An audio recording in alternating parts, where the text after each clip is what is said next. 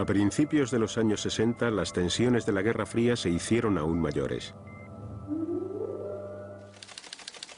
Existía la amenaza de una confrontación.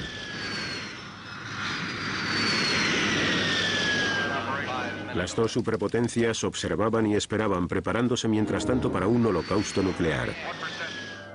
La seguridad mundial dependía de la destrucción mutua asegurada. Esta amenaza de provocar un suicidio mutuo se conoce como MAD, MAD. No se trata de una locura. La destrucción mutua asegurada es el fundamento de la disuasión.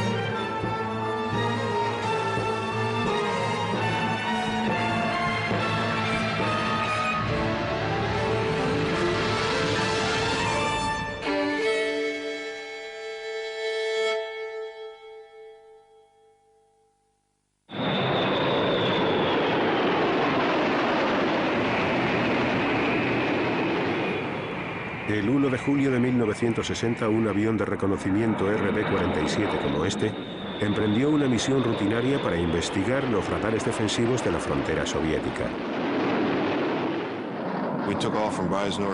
Salimos de la base aérea de Brice Norton, en Inglaterra. Por aquella época era nuestra base de operaciones más avanzada y se suponía que teníamos que llevar a cabo esa mal llamada misión rutinaria. En un principio no tenía por qué haber problemas durante ese vuelo y pensamos que sería una tarea relativamente sencilla, a pesar de que la duración de la misma era de 12 horas. La misión de este vuelo consistía en detectar nuestras estaciones de radar. Querían saber la localización de los sistemas de defensa aérea de la Unión Soviética. Para ello, a menudo volaban cerca de nuestras fronteras. Al principio volábamos en paralelo a las costas soviéticas en las que se encontraba Murmansk, la desembocadura del mar de Barents y demás. Sabíamos que en esos momentos la actividad de los rusos en aquella zona era muy intensa. Yo estaba en un vuelo de servicio para interceptar esos aviones y fui al encuentro del enemigo. Desde tierra firme me guiaban. Cuando vi el avión enemigo, lo identifiqué y se lo comuniqué por radio a la base. Comprueba el ala derecha. Y el comandante del aparato, el mayor Palm, dijo: ¿de dónde diablos ha salido ese tipo? Le hice señales al avión para que me siguiera, pero no me obedeció. Se lo comuniqué a mi base y les pregunté qué debía hacer. Me respondieron con una orden: destrúyelo. Abrí fuego contra el avión enemigo y empezó a arder. En el camino de regreso a la base, los pilotos John McCone y su copiloto Bruce Olmsted tuvieron que saltar en paracaídas para salvar la vida y fueron encarcelados en la prisión de Lubyanka, ubicada en Moscú. Los otros 4 estadounidenses que estaban a bordo perecieron en el aire.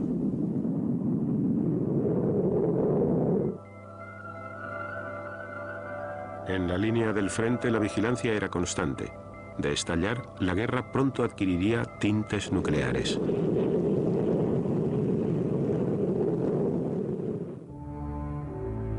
Los misiles estadounidenses Titán, armados cada uno con una cabeza nuclear que podía destruir Moscú, estaban preparados para el lanzamiento. Todo habría acabado antes de que tuviéramos tiempo de pararnos a pensar sobre lo que estábamos haciendo. No se necesita mucho tiempo para lanzar un misil, era un procedimiento automático. En ningún momento dudamos de que estábamos haciendo lo que debíamos. Si en alguna ocasión hubiera recibido un mensaje de lanzamiento referido al sistema PAS, no hubiera dudado en afirmar que mi esperanza de vida no era superior a media hora. Y lo único que me hubiera preguntado es si iba a tener el tiempo necesario para lanzar ese misil antes de que el que se dirigía hacia nosotros alcanzara su objetivo. Pearl Harbor aún seguía siendo una herida dolorosa en la mente de los estadounidenses. En Alaska, Groenlandia e Inglaterra, los radares BMEW o radares de alarma lejana para detectar misiles balísticos estaban en funcionamiento. Los Estados Unidos no querían ser sorprendidos de nuevo. La Guerra Fría era una guerra que se libraba a las 24 horas del día, los 7 días de la semana. En nuestra opinión, pretendían controlar el mundo, y nosotros representábamos uno de los mayores escollos con los que tropezaron en su camino. Por este motivo, éramos uno de sus peores enemigos, y su principal objetivo consistía en dominar nuestro país. Se enfrentaban con nosotros constantemente y las cosas no podrían haber ido de otro modo. En mi opinión, los estadounidenses eran agresores que querían conquistar el mundo entero, y nosotros teníamos que proteger el mundo.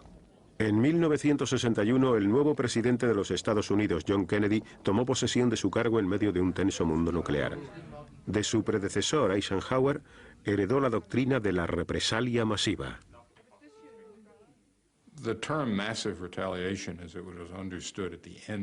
El término represalia masiva, tal y como se entendía al final de los años 50 y a principios de los 60, era una política para responder a los principales ataques convencionales soviéticos. Por ejemplo, si esto hubiera sucedido en Europa Occidental, con una respuesta nuclear masiva. La teoría de la represalia masiva había sido concebida en una época de clara superioridad estadounidense. Ahora los rusos trataban de ponerse a su nivel.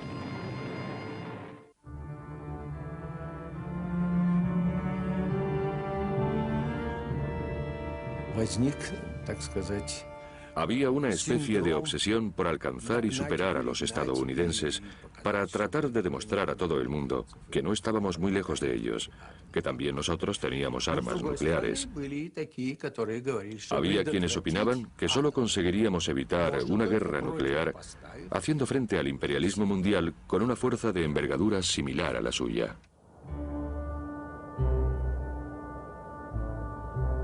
Khrushchev utilizó una manera muy dramática para recordar a Occidente el poder de los soviéticos. Incumplió una moratoria sobre pruebas nucleares. 30 de octubre de 1961.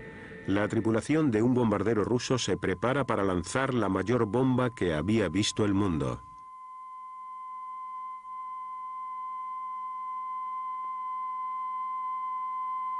Одна.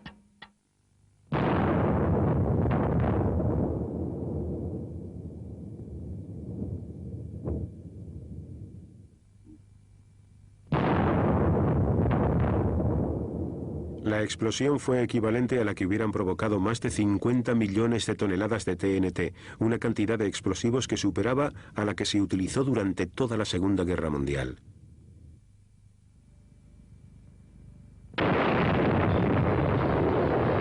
A 80 kilómetros de distancia, la gente sufrió los efectos de la bomba. Khrushchev dijo que deseaba que esta bomba pendiera sobre las cabezas imperialistas como la espada de Damocles. Kennedy aceptó el desafío. In view of the Soviet action, it will be the policy of the United States to proceed in developing nuclear weapons to maintain this superior capability for the defense of the free world against any aggressor. Pero la superbomba no era sino la primera de una serie de pruebas nucleares soviéticas, hecho que enojó a Kennedy.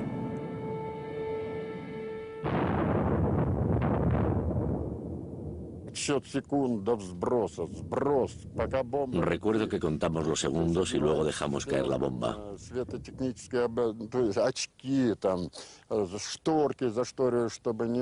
Teníamos que ponernos unas gafas especiales y correr las cortinas para protegernos de la radiación. Nos pusimos las gafas, pero olvidamos correr las cortinas porque queríamos echar un vistazo fuera. De repente fue como si estuviera amaneciendo. Las nubes se dispersaron y pudimos observar una imagen hermosa, muy hermosa, como de cuento de hadas. Era un champiñón que no paraba de crecer.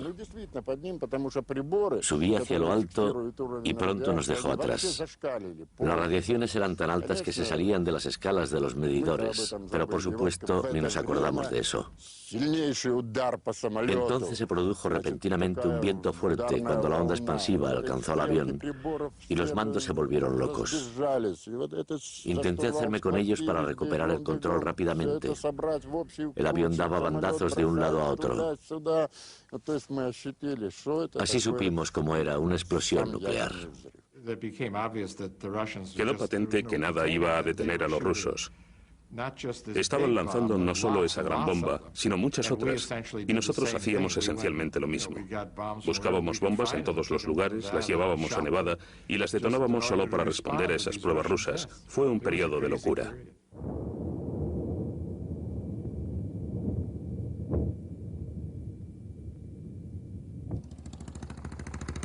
En Occidente, la opinión pública le estaba volviendo la espalda a la acumulación de bombas y a las pruebas nucleares. En Gran Bretaña, lo que comenzó en 1958 como una marcha hacia el centro armamentístico de Aldermaston, fue creciendo hasta convertirse en una congregación anual en la que tomaban parte decenas de miles de personas que se manifestaban pidiendo el desarme nuclear.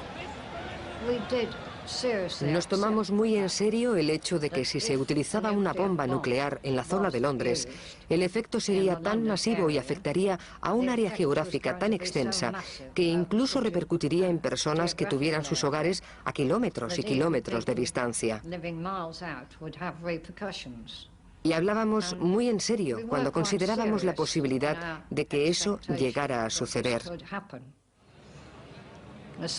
Los científicos la han creado y está ahí, preparada para que llegue alguien que quiera utilizarla. Kennedy y su secretario de Defensa, McNamara, cada vez eran más conscientes del peligro de basar sus actuaciones en la estrategia de la represalia masiva. Las armas nucleares carecen de utilidad militar alguna. Solo sirven para disuadir al contrario de utilizarlas. Y esto significa que uno mismo jamás debe dar el primer paso contra un oponente que cuente con equipos nucleares. Hacerlo sería un suicidio. Y no tardé mucho en llegar a esa conclusión. Al principio no sabía la diferencia existente entre un arma nuclear y un arma convencional, pero tardé poco en averiguarlo. En pocos meses llegué a esta conclusión. El problema estaba en cómo ponerla en práctica. McNamara se presentó ante los jefes del Estado Mayor con una alternativa muy seductora. Las ciudades soviéticas ya no se utilizarían como blanco.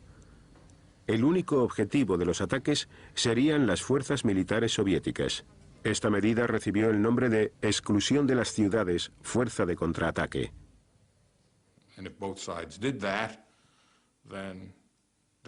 Y si ambas partes ponían en práctica esta medida, el número de víctimas, en el improbable e indeseable caso de que se desencadenara una guerra nuclear, sería menor.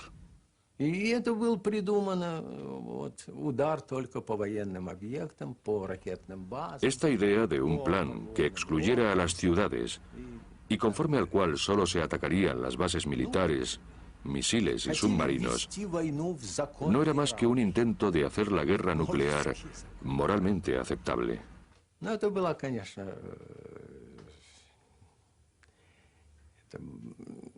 Con esta medida trataban de engañar a todos y cada uno de nosotros. Los rusos no eran los únicos que se mostraban escépticos. El jefe del Comando Aéreo Estratégico, el comandante general Power, fue informado del plan por medio de uno de los asistentes de McNamara. El general Power insistió en que la única manera de tratar con esos bárbaros era hacerlos saltar a todos por los aires y dijo: ¿pero quién va a ganar esta guerra? Y añadió: a mí me bastaría con que quedasen 2 estadounidenses y tan solo un ruso. Eso significaría que habríamos ganado. Yo le respondí: bueno, lo mejor sería que uno de esos 2 estadounidenses fuera una mujer. Octubre de 1962. Para tratar de reducir la superioridad nuclear de los Estados Unidos, Khrushchev envía misiles a Cuba. Era real. No se trataba de una broma. Estaban trasladando misiles de medio alcance a Cuba, y creo que no cabe la menor duda de sus motivos para tomar esta medida. Ya debía haber algunos allí y ciertamente tuvieron muchas facilidades para introducirlos en la isla. Era una situación muy tensa. Kennedy ordenó un bloqueo y puso a sus fuerzas repartidas por todo el mundo en situación de alerta máxima.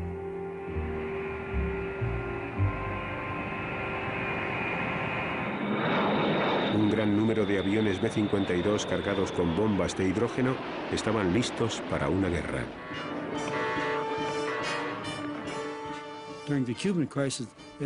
Durante la crisis de los misiles cubanos, cuando sonaba la sirena, salíamos como alma que lleva el diablo. Quiero decir que estábamos asustados ante lo que se nos avecinaba, de modo que simplemente corríamos hacia el aeroplano. Le suministrábamos energía y aire para arrancar los motores.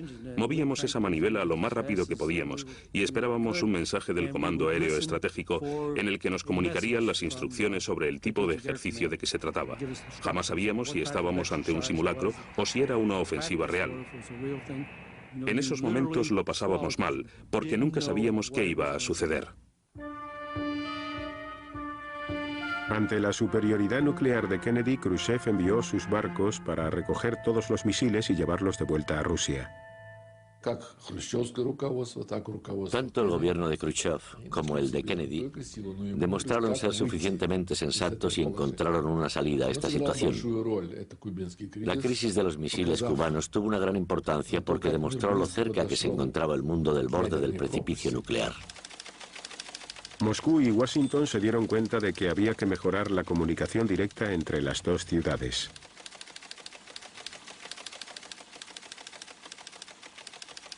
Por este motivo instalaron el teléfono rojo para mantenerse en contacto permanente.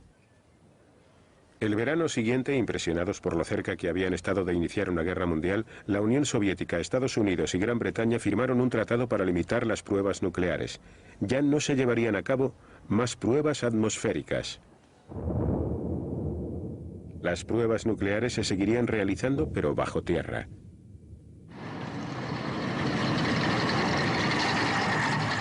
En Rusia, el Kremlin había aprendido una lección. Nunca volvería a enfrentarse a los Estados Unidos desde una posición de inferioridad.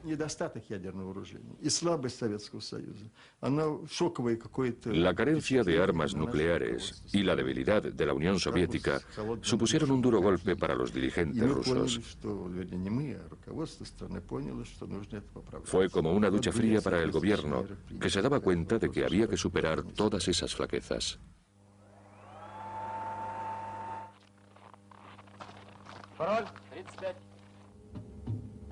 La Unión Soviética comenzó a almacenar fuerzas nucleares y añadió a su arsenal cientos de misiles.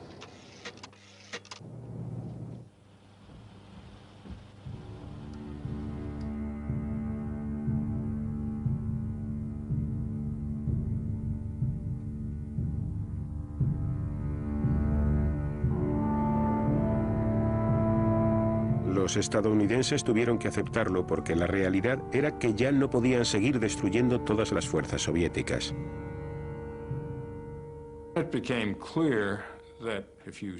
Quedó muy claro que si decíamos que nuestra principal propuesta consistía en centrarnos en la capacidad militar del otro bando, esos objetivos proliferarían hasta tal punto que ya no podríamos establecer una cantidad de dinero limitada para destinar a las fuerzas estratégicas. En ambos bandos, los militares admitieron que ya no podían proteger sus respectivos países de la destrucción. Las superpotencias habían descubierto que tenían algo en común. A las dos les interesaba evitar la guerra nuclear. It is an ironic but accurate fact that the two strongest powers are the two in the most danger of devastation. All we have built, all we have worked for, would be destroyed in the first 24 hours. And even in the Cold War, which brings burdens and dangers to so many countries, including this nation's closest allies, our two countries bear the heaviest burdens. For we are both devoting massive sums of money to weapons that could be better devoted to combat ignorance, poverty, and disease.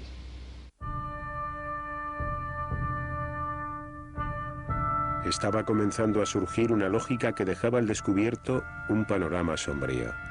El desarme nuclear era un objetivo que nunca se podría alcanzar, aunque una guerra nuclear era impensable. En 1964, McNamara llegó a la conclusión de que este plan de exclusión de las ciudades era una peligrosa ilusión. Ahora estaba convencido de que la guerra solo se podría evitar con la amenaza de un suicidio mutuo. McNamara en especial estaba totalmente convencido de que la única estrategia posible era la que se conocía por MAD, siglas de destrucción mutua asegurada. Y esto significaba que el único elemento disuasorio estable con el que se podía contar en el mundo era, para ambas partes, la capacidad de una y otra de acabar con el 25% de la población del país rival. No es una locura. La destrucción mutua asegurada es el fundamento de la disuasión.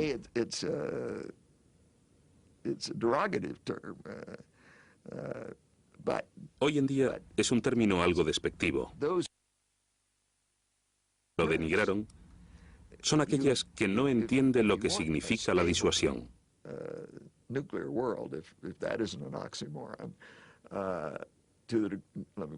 Si deseamos un mundo nuclear estable, si es un oxímoron, que por decirlo de otra manera, en primer grado puede conseguir un mundo nuclear estable, cada parte tiene que saber a ciencia cierta que puede disuadir a la otra.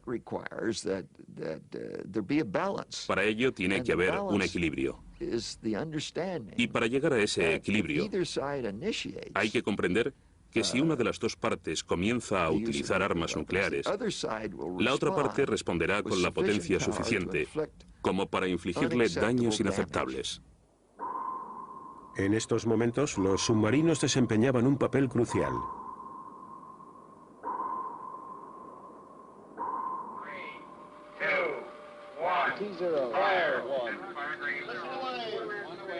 Para que el MAD tuviera éxito, ambos contrincantes tenían que ser capaces de contraatacar incluso después de sufrir un ataque sorpresa. El sistema Polaris era un asesino de ciudades. Poseía una capacidad para asegurar la destrucción de toda forma de vida que los soviéticos sabían no podían destruir. Por lo tanto, si decidían realizar un primer ataque, un día el sistema sería capaz de contraatacar.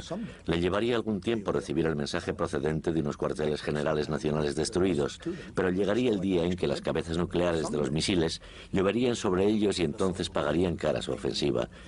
No creo que el oficial al mando dudara en ningún momento a la hora de efectuar el lanzamiento. ¿Acaso no pensábamos en lo que teníamos en casa? Claro que sí, pero no dejábamos que esos pensamientos influyeran en nuestras acciones. Ya tendríamos tiempo de pensar en ello, después de cumplir con nuestro deber. El hecho de que las personas que estuvieran junto a las armas nucleares fueran personas sometidas a una gran tensión y que estuvieran dispuestas a utilizar dichas armas representaba un gran peligro para el mundo. Y por supuesto nosotros nos sentíamos incómodos, pero teníamos que cumplir con nuestras obligaciones, al igual que los estadounidenses con las suyas, y de ser necesario lo hubiéramos hecho. ¿Cómo habría terminado todo esto? Las consecuencias para el mundo hubieran sido realmente tristes. Desde el principio pensé que era algo inmoral, decrépito. Es decir, yo no acepto la guerra cuando su principal objetivo es matar gente. El fin primero de la guerra es ganar ese conflicto sangriento con el menor número de bajas posible, en primer lugar en el bando propio y en segundo lugar en el del rival. Siempre se intenta minimizar las pérdidas de ambos bandos, pero lo primero de todo es uno mismo, y lo que todos desean es ganar la guerra y que todo acabe cuanto antes.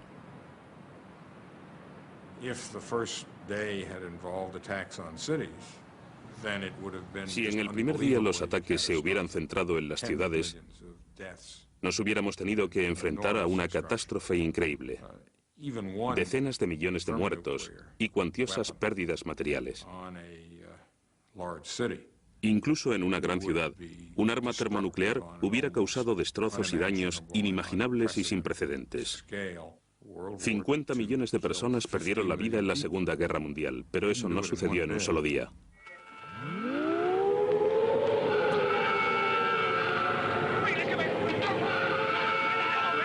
En 1963, Peter Watkins, un cineasta británico, produjo un docudrama para mostrar lo que significaría una guerra nuclear. 9:16 a.m. A single megaton nuclear missile overshoots Manston Airfield in Kent and airbursts, 6 miles from this position.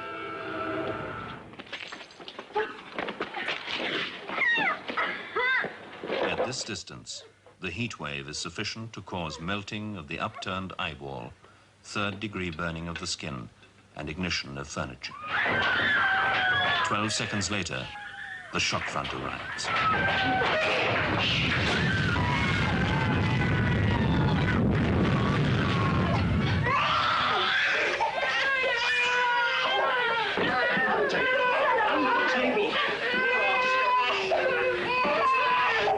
The blast wave from a thermonuclear explosion has been likened to an enormous door slamming in the depths of hell.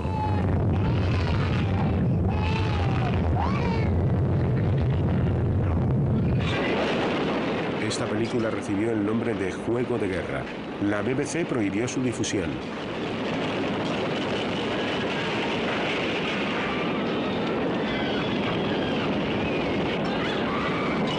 No pudo emitirse en televisión hasta 20 años después.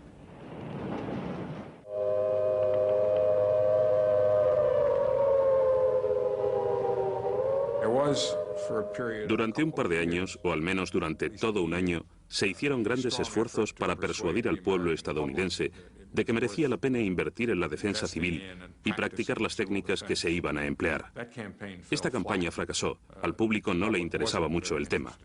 En mi opinión, los estadounidenses llegaron a la conclusión de que si tenía que estallar una guerra termonuclear, los métodos de defensa civil, aunque servirían para preservar algunas vidas, no podrían garantizar la misma suerte para la mayor parte de ellas. Además, lo que vendría después haría que no mereciera la pena vivir. Whether you're sitting in your desk next to the window or standing in the elevator shaft, it wouldn't be of any great significance if the bomb were dropped in this area within a radius of 25 miles. I assume you're supposed to go to a shelter, but in a city like New York, there's not much chance that a person would survive if there was an attack or something. In the case of a real attack, nobody would know what to do, I'm quite sure.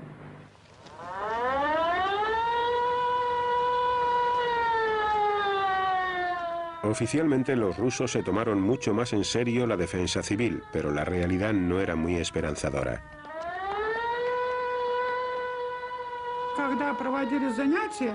Cuando la gente por fin empezó a darse cuenta de lo peligrosas que resultaban estas armas, comenzó a bromear sobre el tema. Decían que si tiraban una bomba nuclear cerca de nosotros, lo que tendríamos que hacer sería cubrirnos con una sábana blanca y arrastrarnos hasta el cementerio si conseguíamos llegar hasta allí.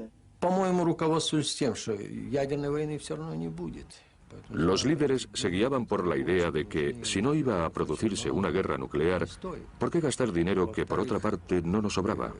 Por otro lado, en caso de guerra, la defensa civil no serviría de nada. La actitud rusa era muy sensata y puramente pragmática.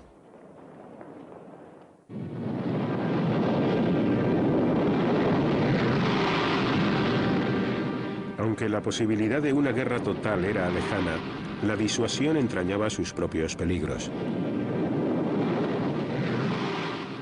En 1966, un B-52 que sobrevolaba las costas de España trató de repostar en pleno vuelo con ayuda de un avión cisterna.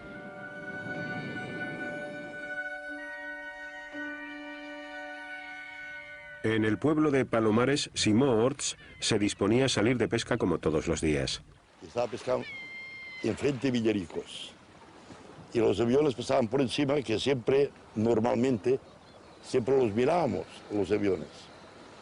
Iban dos B-52 y repostando. Y los de detrás se ve que se rozaron o algo y explotaron los dos aviones. Lo recuerdo, pues todo era fuego en el aire y trozos cayendo a la tierra. Una vez que todo cayó al suelo, recuerdo todos los vecinos corriendo, yendo al lugar de donde salía humo porque se suponía que allí había caído algo que estaba ardiendo.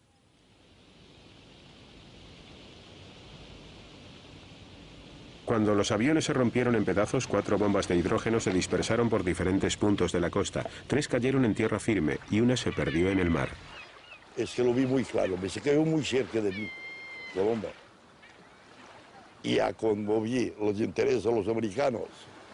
Toda la sexta flota aquí, vinieron 5.000 soldados, allí en tiendas de campaña, en tierra, generales, coroneles, y vino tanta gente grande de Norteamérica. La flota de los Estados Unidos se hizo a la mar para encontrar la bomba desaparecida. Quienes se quedaron en tierra tuvieron que hacer frente a otro tipo de problemas. Cuando las bombas impactaron con el suelo, los dispositivos de seguridad impidieron que se produjera una explosión termonuclear, pero los explosivos de alta potencia que se utilizaban para detonar las cargas nucleares habían estallado, dispersando así en el aire partículas de plutonio radioactivo. Empezaron a pasar reconocimientos médicos, bueno, reconocimientos aquí, en el pueblo, con un contador.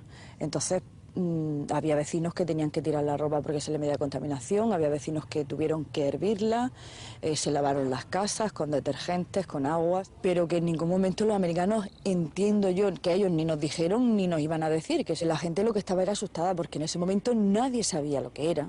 Solo que te habían prohibido no comer de aquello, no salir a la calle, no tocar un trozo. Todo, era todo terminantemente prohibido. Más de 4,5 barriles de tierra contaminada fueron enviados por barco a los Estados Unidos para proceder a enterrarlos. En el mar continuaba la búsqueda de la bomba perdida.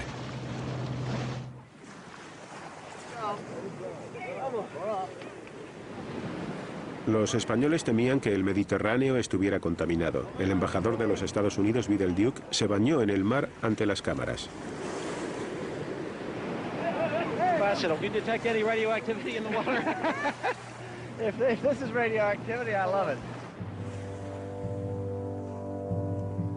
Ocho días después de que se produjera el accidente, un mini submarino estadounidense, el Alvin, encontró la bomba que faltaba. Estaba intacta. El Pentágono llamaba a las bombas nucleares perdidas Broken Arrow, que viene a significar flecha rota. La de Palomares hacía el número 14 desde 1950, aunque no sería la última. El número de accidentes soviéticos aún sigue siendo una incógnita. A los militares rusos no les convencía el concepto de McNamara de destrucción asegurada. Ellos consideraban que su principal deber consistía en proteger su patria. Por ello trabajaron para crear dispositivos ABM o antimisiles balísticos que podían destruir los misiles estadounidenses en pleno vuelo. В свое время это был щит и меч. Был танк и было противотанковое орудие. Был самолет и было противосамолетное. Al principio se luchaba con espada y con escudo. Después empezaron a utilizarse tanques y armas antitanques para combatirlos. Ahora resultaba que un misil no era invulnerable. La ciencia y la tecnología avanzaban tan rápido que ya era posible hacer frente a las armas más peligrosas y más invencibles. Para los Estados Unidos, los dispositivos ABM de Rusia fueron un duro golpe. Se encontraron ante una terrible paradoja. Al crear un sistema defensivo, Rusia había puesto en peligro el delicado equilibrio nuclear.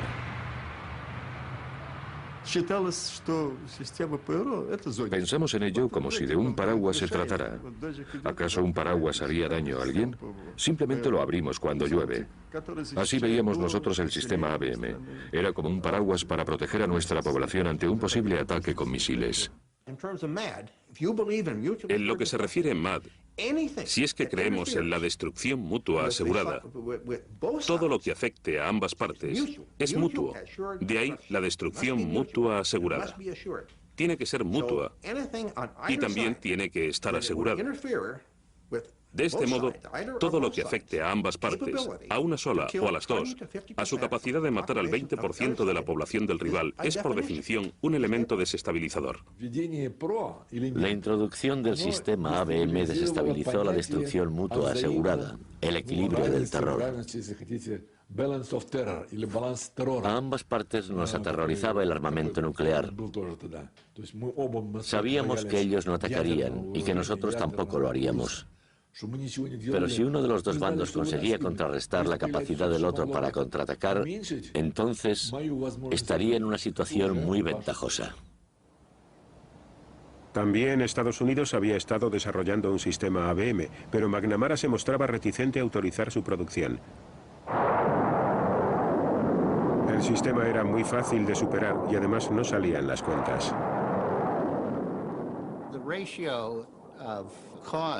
La proporción de los costes de los sistemas de defensa frente a los de ataque era muy negativa, porque si para producir armas defensivas se necesitaban, por ejemplo, $5, para las ofensivas tan solo hacía falta 1. Por ello, los aspectos económicos favorecían la inversión en los sistemas ofensivos. McNamara convenció al presidente Johnson para que abandonara la producción de dispositivos ABM, pero solo si los soviéticos accedían a hacer lo mismo. En 1967, la guerra en Oriente Medio llevó la tensión internacional a punto de ebullición. Estados Unidos apoyaba a Israel, mientras que la Unión Soviética se ponía del lado de Egipto, Siria y Jordania. The Israelis have released these dramatic aerial pictures to support their claim to have shot down 6 MiG fighters of the Syrian Air Force. Israel no necesitó mucho tiempo para obtener una aplastante derrota sobre sus enemigos. Estados Unidos, temeroso de que la Unión Soviética acudiera en ayuda de Egipto, preparó a la Sexta Flota para entrar en acción. En la Guerra de los 6 días se enfrentaron Israel y Egipto. Con este motivo se utilizó por primera vez el teléfono rojo. Y uno de los mensajes que Kosygin envió al presidente Johnson fue: si quieres guerra, tendrás guerra. Fue un momento de gran tirantez. Para reducir la tensión reinante, el presidente Johnson y el primer ministro soviético Kosygin accedieron a reunirse en Glassboro, Nueva Jersey. A pesar de la crisis de Oriente Medio, los ABM constituían el primer punto del programa. El presidente y el primer ministro se reunieron. Primero tomó la palabra el presidente y dijo: tenemos que llegar a un acuerdo para que ambas partes dejemos de fabricar esos sistemas ABM, que por otra parte resultan extremadamente caros. Kosygin respondió: yo no estoy a favor de esa propuesta. ¿Por qué pone objeciones a un sistema cuya finalidad es defender al pueblo? La defensa es un principio moral, mientras que la agresión es inmoral. Los misiles representan la agresión. Si usted accede a reducir el número de misiles, entonces hablaremos de reducir nuestro sistema de defensa. Mientras seguían adelante las discusiones sobre los ABM, los científicos estadounidenses estaban preparando medidas para contrarrestarlos y comenzaron con los MIRV, vehículos de reentrada múltiple independientemente dirigidos. Ahora un solo misil podría llevar 10 cabezas nucleares independientes, capaces de destruir cada una de ellas una ciudad entera. Cuando entramos en la era de los MIRV, los problemas de la defensa estratégica adquirieron un mayor nivel de complicación y también se hicieron más costosos, porque había que idear diferentes maneras de conseguir múltiples cabezas nucleares y toda esa basura que lanzaríamos a la atmósfera para inducir a error a los sistemas de defensa enemigos. Можно поразить по существу одну баллистическую ракету. Un dispositivo antimisiles balísticos basta para derribar uno de esos misiles. Pero ahora imaginen que el misil balístico en cuestión tuviera 10 cabezas nucleares independientes. Entonces, para derribarlo, harían falta al menos 10 ABM.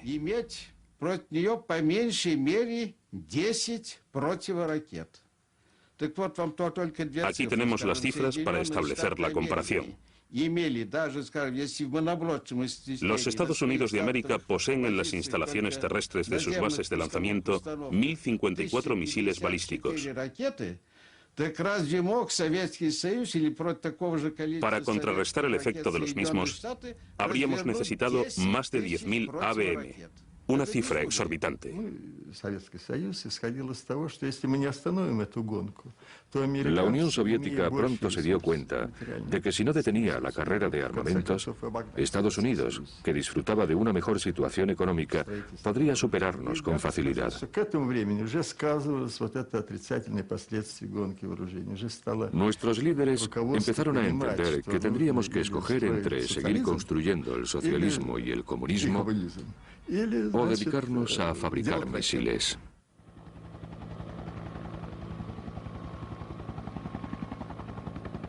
En 1969, las dos superpotencias juntas se gastaban más de 50 millones de dólares al día en armamentos nucleares.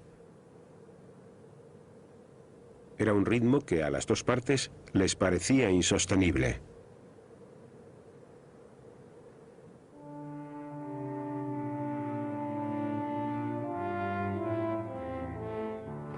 Al final accedieron a encontrarse en Helsinki para tratar de detener la carrera armamentística. Estas negociaciones recibieron el nombre de SALT.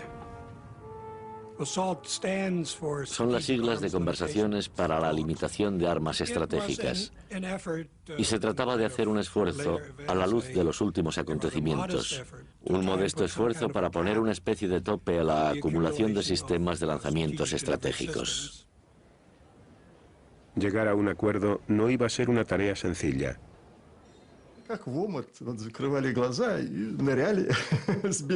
Era como sumergirse en una ciénaga con los ojos cerrados. Quedaban muchas incógnitas y muchos problemas para conseguir organizar todos esos aspectos. Y una de las principales razones era que, antes de acudir a las reuniones, Brezhnev llamó a los miembros de la delegación y les advirtió muy en serio de que no hablaran más de la cuenta. Les recordó que la KGB estaría escuchándoles y que si no obedecían, encontrarían esperándoles en la prisión de Lubyanka. Los soviéticos estaban aún más indecisos si cabe porque temían hacer algo que implicara cualquier tipo de intromisión en su sociedad. Y de hecho resultaba inevitable que cualquier tema relacionado con el control de armas reales llevara consigo las pertinentes inspecciones y verificaciones, etc. Y esto para los soviéticos era como una condena. Las negociaciones se prolongaron durante todo 1970 y 1971. Ambas partes trataron de adaptarse a la filosofía de la otra. Los soviéticos llevaban en su interior, en su estómago, en la médula de sus huesos, ese derecho, ese inherente derecho que poseen las naciones de defenderse. En aquellos primeros días no había discusión alguna de naturaleza técnica, de una naturaleza analítico-estratégica. Se trataba simplemente del derecho que nos ha dado Dios, aunque ellos no hubieran dicho Dios, del derecho que posee toda nación a defenderse.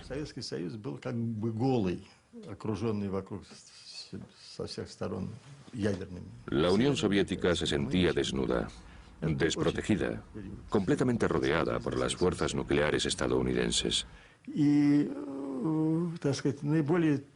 Resultaba muy difícil proteger esa nación.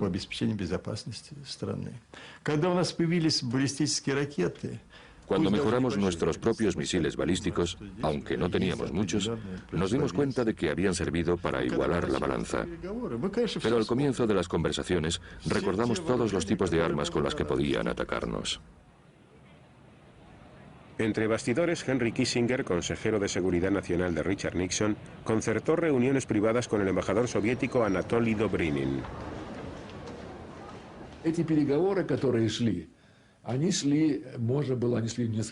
Estas reuniones posibilitaron la introducción de correcciones o modificaciones sin que ninguna de las partes implicadas fuera desprestigiada.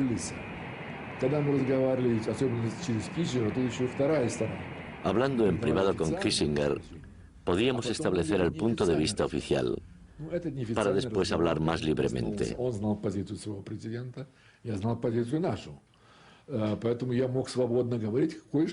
Yo decía, Henry, ten cuidado o te darás cuenta de que...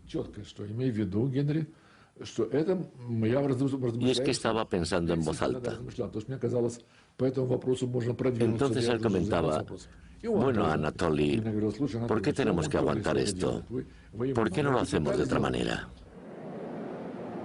Sentados alrededor de una mesa, las dos fuerzas rivales hicieron progresos sobre el tema de los sistemas antimisiles ABM, pero apenas si tocaron la más desestabilizadora de las nuevas tecnologías, las cabezas nucleares múltiples o MIRV. Este tema no se discutió porque en aquel momento los estadounidenses contaban con esa tecnología y los rusos no. Consideramos que debíamos tenerla nosotros también. Por fin, en mayo de 1972, después de más de 3 años de negociaciones, el presidente Nixon se desplazó a Moscú para firmar los acuerdos SALT con el primer ministro Brezhnev. Los sistemas ABM habían sido desacreditados y las dos partes habían llegado a un acuerdo para limitarlos. El único acuerdo respecto a las armas ofensivas no fue más que una suspensión temporal de los lanzamisiles. Las superpotencias estaban aprendiendo a cooperar. Sin embargo, su fracaso para controlar los MIRV provocó que en la década siguiente Rusia y los Estados Unidos añadieran 12.000 cabezas nucleares a sus respectivos arsenales.